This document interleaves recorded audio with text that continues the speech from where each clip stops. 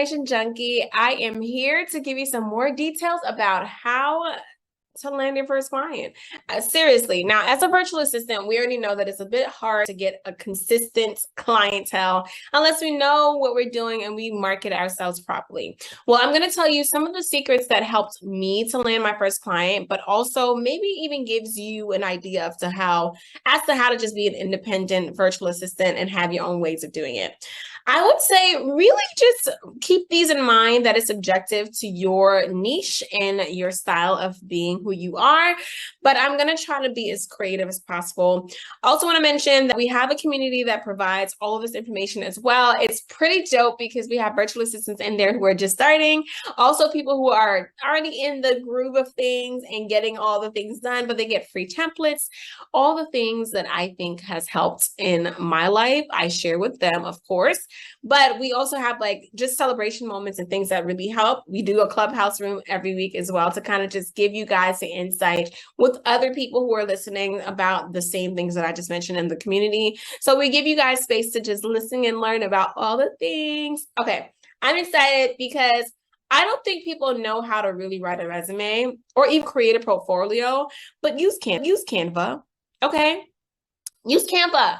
Canva is the space where you can create a beautiful professional portfolio.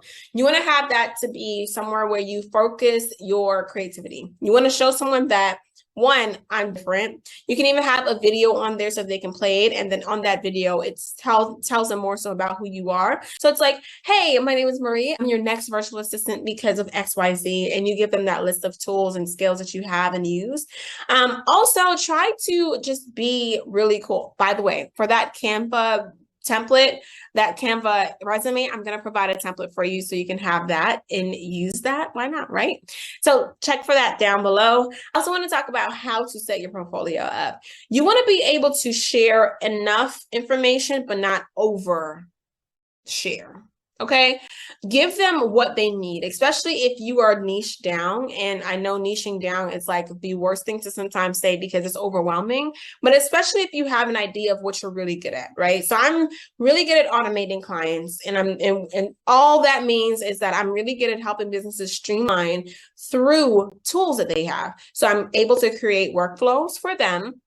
And I like certain tools, so I'm able to recommend those certain tools and say I can create an onboarding flow for Dubsado. I can also create a professional website for Dubsado. And I can also set up all the tax clients in SweetDash because I know SweetDash. So with that being said, it's really good for you to just know what you're really good at and then put that information there. All right, so I would say make sure you have an about page. The about page is very important. They need to know who you are, why you are, what they need to hire, or who they need to hire rather. And then you need to provide your professional links. If you have any LinkedIn that you want to provide, then maybe share that. If you have a professional Instagram, because a lot of times we forget that Instagram is like a portfolio because it shows a little insight into who you are and your vision and your creative style, then share that. I would also definitely try to do one of the things that we'll have in the video, which is actually creating a landing page out of Canva or even your website or just something that can be featured to show the skill set that you have. We do have a video coming up about how to create a Canva template for a landing page, so stay tuned for that. But I want to make sure you have that also in mind and prepare for the interview. Please prepare for the interview. I cannot tell you how many people I've actually interviewed and they do not know who I am, what we do, and why they want to work with us. And a lot of times I want to be the other person on the other side of the applying screen and say, do I really know what I'm doing when I click that I know this tool? I'm going to ask you. So if you don't know a tool, don't click it. Please know what you're doing. It's just, yes, it's good to be optimistic and hope that they will select you for an interview based on your resume. But if your resume looks like words and I have to now try to paint the picture via words to make sure this person actually sees me through the words, I don't want to do that. I don't want to lie. So I would prefer for you to actually know what you're doing, right? Also, I would say, if you don't know, just take a quick time to just go on YouTube and Google how to work SweetDash, or what is Zapier, or how do I learn about this, right? You want to learn about the tool. It's very important to do that. I would say make sure you are prepared. Just know a bit about the owner, know a bit about who you're about to work with, know a bit about, what kind of work they do, and just kind of boss up and tell them that, like, oh yeah, I saw your website. I do know that you do XYZ. I'm really familiar with this tool. It's really good to make yourself look good, but also to actually know the knowledge.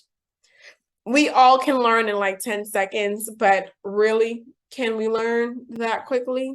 If they need someone who can actually do the work effectively and efficiently, be that person. Moving on, I would definitely suggest to make sure you try to familiar yourself with the tool, but also to really just take time to self-learn. It is one of the most acquired traits. I think the skill set of just saying, okay, I don't know this tool right now, but I'm able to learn it in X amount of days, then that's a great seller, okay? I'm talking a lot, and I'm so sorry for like boring you. Cringe. But I want to get to the meat of it because there's a lot of work. It's homework before you actually get to the interview and get to that client, right? You want to familiar yourself with the tools, but then you want to be able to post yourself in places like Fiverr, Upwork, LinkedIn. Take advantage of social media sites, Instagram, Facebook, Fiverr, Upwork, all those places. Take advantage of that. It's very important for you to get yourself out there so that you can be able to understand the skill set. Now, here's the meat of how I actually landed my client. I definitely had conversations and built a relationship with these people before I booked them. It was definitely a time that took for that portion of me getting to know you and then getting to understand what your needs were and then booking you, but it was intentional. Everything is intentional. That is the key word here. Intentional. All right. Being intentional is really important. You want to have that person feel safe in your arms. You want them to know that if I give you a task, I don't have to feel worried about the task not being completed because I want to make sure that I'm able to say, yep, this task is going to be done because Marie handles it. And I get that all the time. I literally have people, and I'm not boasting, but if I could sit in my confident bag right now, I literally have clients tell me, Marie's way is really something that they recommend. It's not me saying, okay, I know what I'm doing, but I do. But it's more so me saying, listen, I am really confident that I'm able to provide you a service that's not only excellent, but also perfect. Not perfect. No one's perfect, but it's damn near perfect. I take the time to make sure everything is done correctly. My team is also given the work with the instructions that will help them to also complete it with effect and efficiency. And also I'm making sure that I actually can do the work. And no, it's a real thing that I do say. If I'm not able to do it, then why am I going to lie? I don't want to lie because that's wasting your time, your money. And also I'm now not going to be the best person to do it. I am gonna learn it, of course, but in this time and space, I want to make sure that I'm giving you what you need in the effective and efficient time that you deserve. I don't want to sell you a broken dream. I'm providing you the gateway to your peace of mind. Therefore, I have to give you that. So I landed my first client literally with it was like 3 years ago. This is the hard thing, right? Trying to figure out pricing. I wanted to understand what my value was, saying, okay, maybe I'm worth $10,000. I damn sure I'm worth $10,000, but am I there yet? God knows what he's doing. I literally started to figure out my pricing. I was working a corporate job and I had to really think about the transition. If I ever change from my corporate job, where exactly would I want to be financially? I already have a comfortable lifestyle, comfortable meaning that I have things that I got to pay. And so my salary currently is going to be able to afford that. So I need to stay in that ballpark. I then decided, okay, maybe I need to consider the actual workload. Like, what exactly am I going to be doing for said person? So I started charging $15. And I got the client, but I realized that the money wasn't equating to the workload. So over time, I became very much so educated and confident about how to quote my prices. And so now I'm able to say confidently that I would like to be paid an X amount and also decide whether or not it's worth my time, or even if I need to charge more because of the worth of the value of the time and project. It's a journey. Please do not leave this video thinking that you're going to just book your client because you know what you're doing, you're bad up and you're boss, and it's a journey. Being a virtual assistant means that you're dedicating your time, your efforts, and your personal guarantee that you'll get the work done. I'm confident that I can streamline a company's business because I've done it not only for myself, but for other people. I think it makes more sense to say, hey, I know how I'm doing this and it's right, before me saying, I got to figure it out, but I'll come back to you.